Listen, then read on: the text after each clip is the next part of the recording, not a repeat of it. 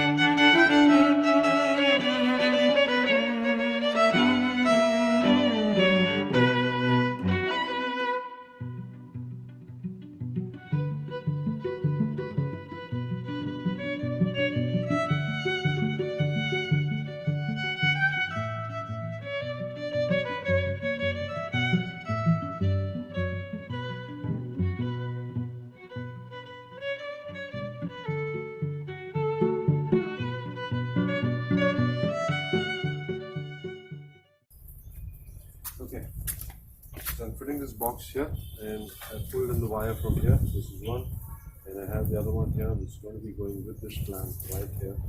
And I'm going to place it here. Okay.